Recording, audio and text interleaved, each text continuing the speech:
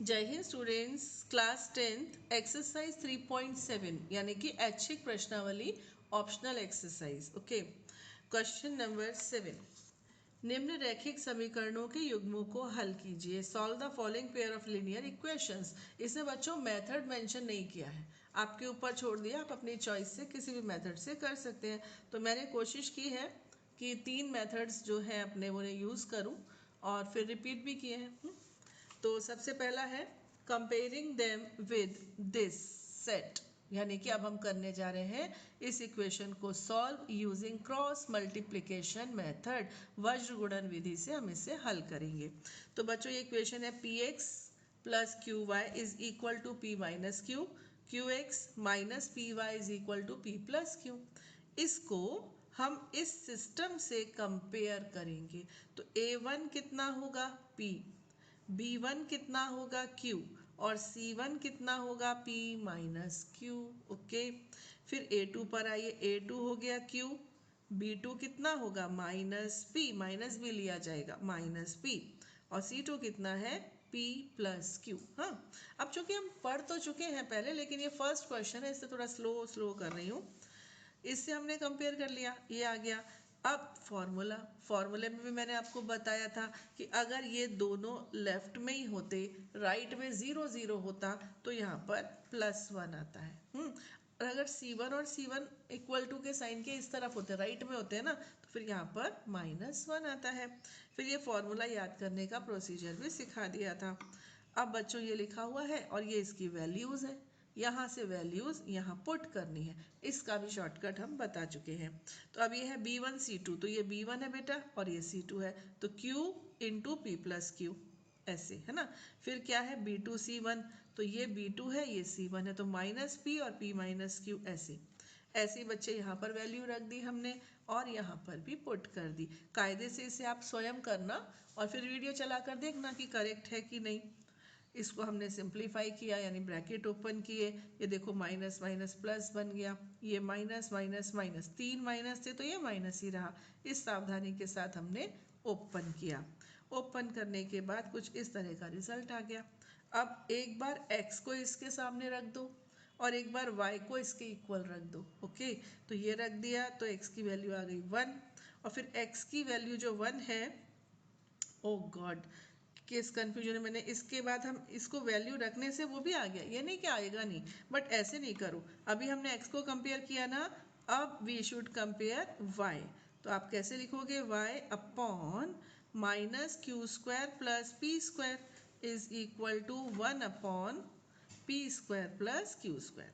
अब क्या होगा बेटा, ये ऊपर चला जाएगा, है ना, इसको ऊपर भेज दीजिए। तो y is equal to minus Q square plus P square upon P square plus Q square, cancel कर दिया तो y की वैल्यू -1। ऐसे करना चाहिए क्योंकि ये क्रॉस मल्टीप्लिकेशन मेथड है, ये किसी बेध्यानी में मैंने कर दिया, तो बस इस तरह से हो जाएगा। ठीक है, अब आते हैं हम क्वेश्चन नंबर 7 का पार्ट नंबर 2।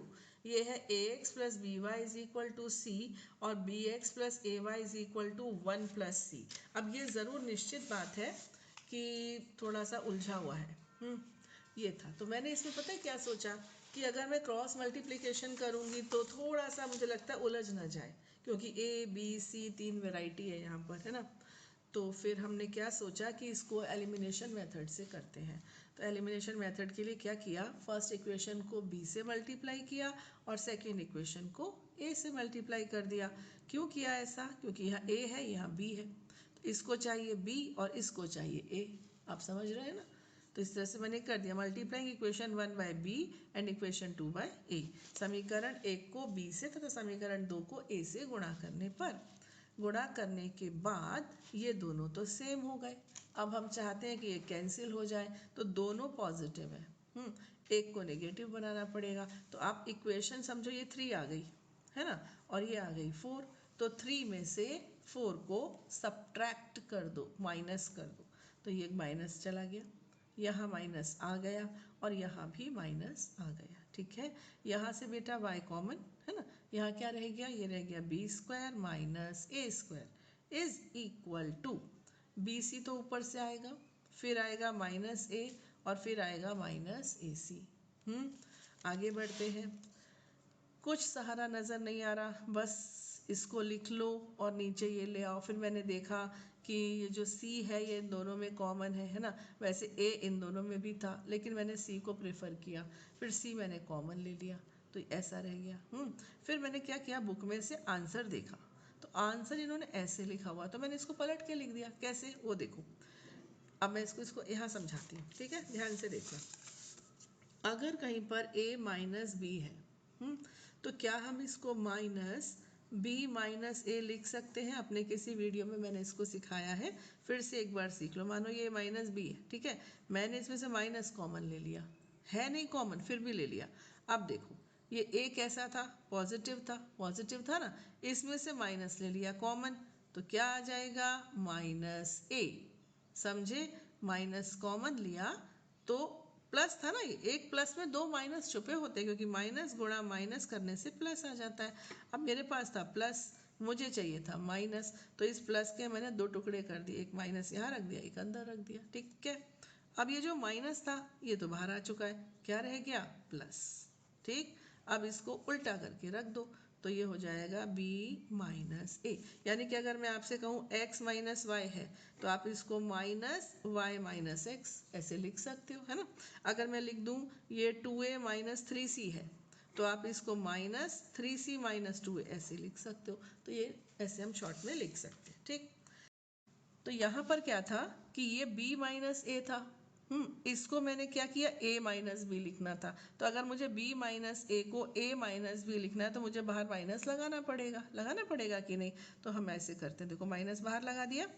अब ये जो b माइनस ए है ना, ये बन जाएगा a माइनस बी, और ये जो है ये तो ऐसे हो गया, और ये माइनस ए है ही, अपॉन बी स्क्वायर। अच्छा, ये बी स्क्वायर माइनस ए स्क्वायर ना, इसको भी पलट दो, माइनस लगा दो, तो ये हो जाएगा ए स्क्वायर माइनस बी स्क्वायर।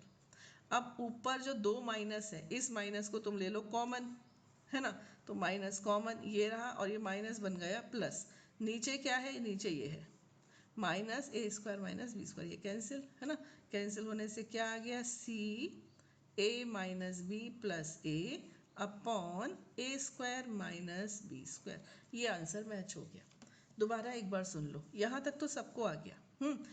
इसके बाद मैंने जो b माइनस ए है ना, इसमें ये वाली टेक्निक लगा दी। देखो अभी जो आपको सिखाई थी कि b माइनस ए माइनस बी है, और b माइनस ए चाहिए तो उल्टा कर दो। ऐसे ही अगर b माइनस ए है और आपको चाहिए a माइनस बी, तो माइनस कॉमन लेके ऐसे भी कर सकते हो, समझे ना। तो b माइनस ए को a माइनस बी हम ऐसे बना सकते हैं। तो मैंने इसको उल्टा कर दिया, तो माइनस बाहर आ गया। अब माइनस यहाँ भी, माइनस यहाँ भी, माइनस को ही ले लो कॉमन, बाहर कर दो, तो अब सब प्लस, नीचे तो पहले ही ले लिया हमने, यस, ठीक है। इस तरह से आंसर मैच हो गया। अब ये y की वैल्यू आ चुकी है। Putting the value of y in equation 1, y का मान समीकरण 1 में रखने पर, तो ये सही समीकरण 1 ये रही, देखो ax plus B y is equal to c. तो यह ax प्लस बी, इस y की जगह पर हम ये अपना लंबा चौड़ा वैल्यू रख देंगे, ठीक है। अब मैंने इसको ऐसे कर दिया, जो ओरिजिनल आया था ना, मैंने ओरिजिनल रख दिया था यहाँ पर, ओके। तो इस तरह से ओरिजिनल रख दिया। फिर ये इस तरह से सॉल्व किया, सॉल्व करने के बाद हम यहाँ तक पहुँच गए, ठीक। अब यहाँ भी जब हम तो इसको आंसर डिक्लेयर कर देते, लेकिन बुक में देखा तो इन्होंने उल्टा लिखा हुआ था। अब हम भी उल्टा लिखेंगे, कैसे, वो देखो। ये क्या है बेटा, ये b माइनस ए है, हम चाहते हैं कि ये a माइनस बी बन जाए, इसके लिए आपको बाहर माइनस लगाना होगा, और ये है प्लस, है ना, अपॉन यहाँ भी माइनस कॉमन, तो ये उल्टा हो जाएगा ए स्क्वायर माइनस बी स्क्वायर। अब ये नेगेटिव, ये पॉजिटिव, ठीक है। अब ऊपर से माइनस ले लो कॉमन, माइनस ले लो कॉमन, तो क्या रह जाएगा, c a minus b, plus में से माइनस कॉमन लिया तो क्या रह गया, माइनस अपॉन माइनस ए square minus b square, minus से माइनस कैंसिल, ये आ गया, देख लो, है ना। तो इसको हम ऐसे भी लिख सकते हैं। और एक बात, ये कोई ज़रूरी नहीं है कि आप आंसर ऐसे लिखो, ठीक। ये अपने आप में आपको फुल मार्क्स देगा, कोई इसके नंबर नहीं काटेगा। वो तो मैंने बुक में देखा, ऐसे सेटिंग कर रखी है, तो मैंने वैसे कर दी। अदरवाइज आप इसको यहीं पर ब्रेक कर देते हो ना, ये और ये आपके आंसर करेक्ट है, ठीक है, नंबर नहीं कट सकते। चलिए अब नेक्स्ट आते हैं क्वेश्चन नंबर 3। देखो इसमें अपॉन अपॉन में दिया है, तो मेरा ये हमेशा कहना रहता है कि ओरिजिनल क्वेश्चन को चेंज नहीं करना चाहिए। ओरिजिनल इक्वेशन के तौर पर मतलब उसको ओरिजिनली लेकर करो तब तो कमाल है, एलसीएम लेके तो कोई भी कर लेगा, है ना। तो हमने इसको एज इट इज रख दिया। क्वेश्चन नंबर 7 का पार्ट नंबर 3। ये देखिए ये क्वेश्चन है, इसमें हमने सोचा कि सब्स्टिट्यूशन लगा दी जाए। बहुत टाइम हो गया सब्स्टिट्यूशन को, है ना, यानी कि प्रतिस्थापन विधि। तो हमने क्या किया, इक्वेशन 1 ले ली, समीकरण 1। इसमें जो माइनस वाई अपॉन बी था ना, इसको हम इधर ले आए, तो ये क्या बन गया बेटा, ये बन गया प्लस वाई अपॉन 3, है ना, प्लस वाई अपॉन 3 बन गया। फिर हमने ए को भी ऊपर शिफ्ट कर दिया, तो ये हो गया a y upon b, y upon b था, अब ये हो गया ए वाई अपॉन बी। अब इसको बोल दिया इक्वेशन 3। अब ये जो x की वैल्यू आई है, ये कहाँ से आई है, 1 से। 1 से आती है तो जाती कहाँ है, 2 में। 2 से आती है तो कहाँ जाती है, 1 में। तो ये 1 से आई है ना, तो 2 में जाएगी। यहाँ पर पुट कर दो ax, तो a और x की जगह पर ये putting the value of x in equation number 2, x का मान समीकरण 2 में रखने पर, तो ये जो x आया है बच्चे, ये यहाँ रख दिया हमने, है ना। Plus B y is equal to A square plus B square. अब ये हो गया a square y upon b plus B y. LCM ले लो, एलसीएम लोगे तो क्या होगा, इसको अपॉन 1 मानो, इसको भी, इसको चलो इधर है ना। तो ये हो गया बी स्क्वायर, अपॉन में आएगा बी, इस बी को हम यहाँ ले गए। थोड़ा सा ये सोच लेते हैं ना कि चैप्टर पूरा हो ही चुका है, बची रिव्यू एक्सरसाइज, तो यहाँ तक आते आते बच्चों को काम फास्ट करना आ जाता है। तो ये बी यहाँ आ गया, है ना। अब यहाँ से हमने y ले लिया कॉमन, इसको हम डिनोमिनेटर में ले आए, कैंसिल हो गया, तो y is equal to B. Putting the value of y in equation 3। अब ये जो y की वैल्यू है ना, ये इक्वेशन 3 में रखने पर, तो y की रख दी 3, 3b से b cancel, x is equal to a, तो x की वैल्यू आ गई a और y की वैल्यू आ गई b। यानी कि जो क्वेश्चन थोड़ा उलझा सा दिख रहा था ना, अपॉन अपॉन, वो बल्कि ईजी निकला। अब ये है, ये देखो a minus B X plus A plus B Y, बाकी कुछ। फिर ये ऐसे मल्टीप्लाई करके लिख दिया, इसको मैं अलग अलग लिखूं तो कैसे आएगा, a plus B into X, ठीक है, plus a plus B into Y is equal to A square plus B square, ऐसे आएगा, ठीक है। तो जी हमने इस सवाल को यहाँ पे शुरू किया। अब ये ऐसे था ना, तो इसको हमने ऐसे ओपन कर दिया, इसको बोल दिया equation 2। Comparing with this, comparing with this, okay. तो तुलना करी, तुलना करने के बाद हम देख रहे हैं कि ये a1 की वैल्यू आ रही है, ये b1 की वैल्यू आ रही है, एक मिनट, हाँ, और ये c1 की वैल्यू आ रही है, ओके। तो a2 b2 c2 भी लिख लिए। फिर हमने ये फिर से क्रॉस मल्टीप्लिकेशन मेथड ही अप्लाई कर दिया। फिर हमने वैल्यूज़ पुट करी, बहुत ध्यान से करना, एक मिस्टेक मुझसे भी हुई, मेरे को वाइटनर लगाना पड़ा, ऐसे आप बहुत ध्यान से करना, ठीक है। और माइनस की सावधानी स्पेशली रख लेना। फिर ये y अपॉन में आ गया और फिर ये ऐसे, हाँ। अब एक बार इसको इसके इक्वल रख देंगे और एक बार इसको रख देंगे, है ना। तो जब हमने इसको इसके, अभी तो पहले सॉल्व चल रहा है, ये चल गया यहाँ तक, हाँ, यहाँ तक, अभी और लो भैया यहाँ तक, मतलब काफ़ी सिंपलर करना पड़ा, काफ़ी सिंपल करना पड़ा। तो आप इसको नोट कर लेना, वैसे तो खुद ही करना, खुद करना, नहीं बने तो देख लेना कॉपी में, यहाँ पर वीडियो में, है ना। आगे बढ़ते हैं, आगे बढ़ते हैं, आगे बढ़ते हैं। अब क्या होगा, एक बार आप x वाले टर्म को कांस्टेंट वाले टर्म के इक्वल रख दोगे, तो x की वैल्यू आ रही है a प्लस बी। फिर हम y वाले को रख देंगे कांस्टेंट वाले के इक्वल, तो ये y की वैल्यू है ना। और देखो हम आंसर लिखना भूल गए, आप नहीं भूलना, x is equal to A plus B and y is equal to minus 2a upon A plus B, ऐसे। लास्ट पार्ट है इसका, इन्होंने नंबर्स दे दिए थोड़े तगड़े तगड़े, है ना। तो बस एक कैलकुलेशन ही तो बड़ा, कोई मेथड में थोड़ी कोई चेंज आया, है ना। तो कंपेयर किया, तो ये a1, ये b1, ये c1, ये a2, ये b2, ये c2, ये हमने लिख दिया, फॉर्मूला लगा दिया, फिर उसमें वैल्यूज़ रख दी, फिर हमने कैलकुलेशंस किए। कैलकुलेशंस करते समय ध्यान रखा कि मिस्टेक ना हो, ये हो गया, ओके। इसके बाद एक बार इन दोनों को इक्वल रख देना, एक बार इन दोनों को इक्वल रख देना, हाँ। तो यहाँ पर हम लिखेंगे टेकिंग, इक्वल रख दिया x को, तो देखा मैंने पूरा पूरा 2 टाइम्स चला गया। फिर मैंने y को रख दिया इक्वल, तो पूरा पूरा सिमिलर था, तो y1 आ गया, है ना। तो x is equal to 2 or y is equal to 1 is the answer. Now last question of this chapter. ABCD एक चक्रीय चतुर्भुज है. इस चक्रीय चतुर्भुज के कोण ज्ञात कीजिए. ABCD is a cyclic quadrilateral. Find the angles of the cyclic quadrilateral. बच्चों ये आपका आगे जाकर शायद चैप्टर 9 या 10 में आने वाला है, लेकिन दे अभी से दिया. तो मैं आपको बता दूं कि साइक्लिक क्वाड्रिलेटरल वो होता है जिसके चारों वर्टिसेस सर्कल की बाउंड्री पर होते हैं, पहली शर्त.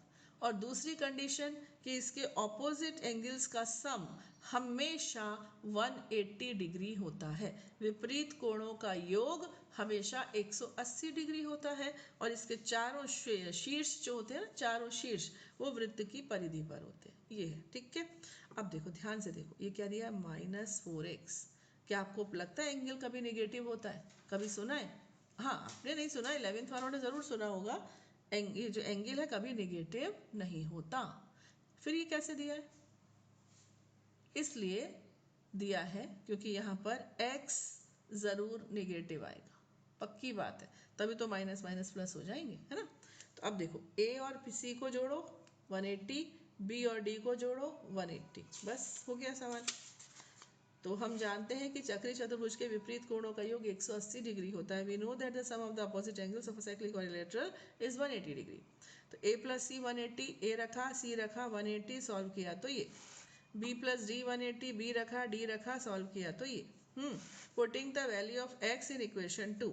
x का मान समीकरण 2 में रखने पर ये रख दिया, x का मान समीकरण 2 में हमने रख दिया, तो y की वैल्यू कितनी आ गई, 25. अब y का मान समीकरण 3 में रखने पर, ठीक है, मतलब किसी में भी रख सकते थे. तो मुझे लग रहा है कि इक्वेशन 3 ज़्यादा इजी है. ये मैंने कौन सा मेथड लगाया बाय द वे बच्चों? यहाँ पर हमने सब्स्टिट्यूशन, प्रतिस्थापन विधि लगाई है. यहाँ पर हम -x को इधर ले आए हैं और 40 को इधर ले आए. अब x की वैल्यू रख दी तो x की वैल्यू आ गई, सॉरी y की वैल्यू रख दी तो x की वैल्यू आ गई. पहले y आया 25, y का मान रखने से हमको x मिल गया -15. देखो मैंने कहा ना निगेटिव आएगा. अब ये आंसर नहीं है, यहाँ पर इस क्वेश्चन में x और y आपके आंसर थोड़ी है, आपको तो एंगल बताना है ना. तो ये देखो एंगल क्या है, एंगल ए क्या है, 4y + 20. तो एंगल ए बताएंगे हम 4y + 20. y की जगह रखा 25, 120, है ना. फिर b कितना है, -7x + 5. x कितना आया था, -15, है ना. तो माइनस माइनस प्लस हो गया. फिर c रखा 60 आ गया. और फिर d रखा तो 70. अब ज़रा जोड़कर देखो, a + c तो 120 और 60 हो गए 180. b + d ये भी हो गए 180. क्लियर? यानी कि हमारा क्वेश्चन यानी हमारा सॉल्यूशन एकदम करेक्ट है. ठीक है बच्चों, तो इस तरह से अपना चैप्टर 3 यहाँ पर कंप्लीट होता है. चैप्टर 4 के लिए हम मिलेंगे अपने नेक्स्ट वीडियो में.